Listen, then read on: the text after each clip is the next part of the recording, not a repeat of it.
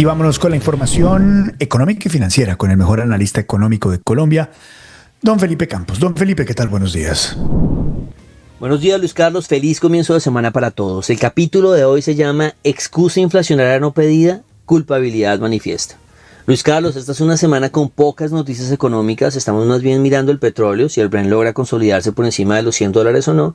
Pero hoy vamos a hablar de otra cosa, de un documento que publicó el Ministerio de Hacienda el viernes. En ese documento el gobierno explica por qué cambió su proyección de inflación del 3.2 al 5.8.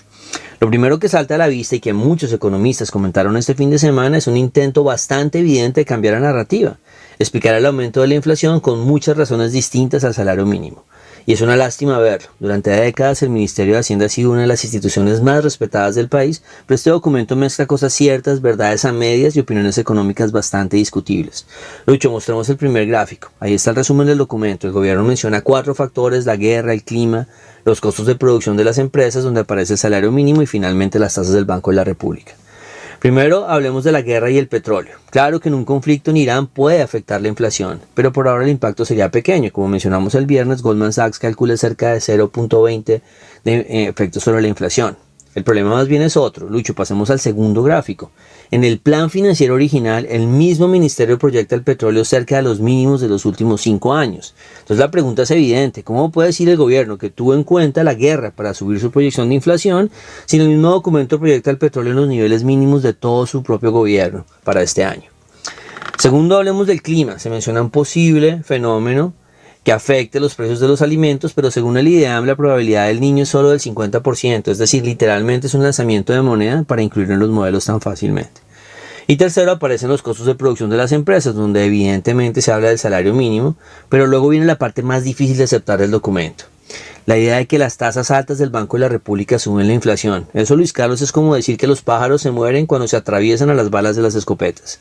Lucho, mostremos el tercer gráfico. Esto ya lo hemos visto. Turquía en el 2021.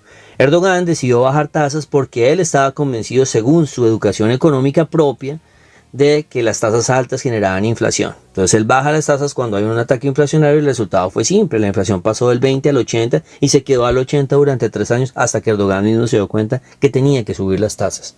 Al final, Luis Carlos, el documento termina siendo una explicación tardía en medio de un intento evidente de influenciar la narrativa económica en un año electoral, para no reconocer algo mucho más simple que es el título de hoy: Excusas inflacionarias no pedidas, culpabilidad del salario mínimo manifiesta.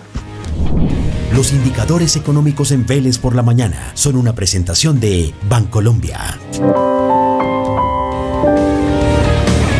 Los indicadores económicos esta mañana con Bancolombia. Vamos a ver cómo están las cifras. El dólar, 3.673.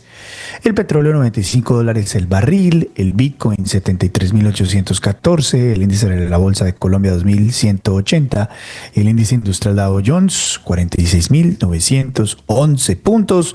Los indicadores económicos esta mañana con Bancolombia.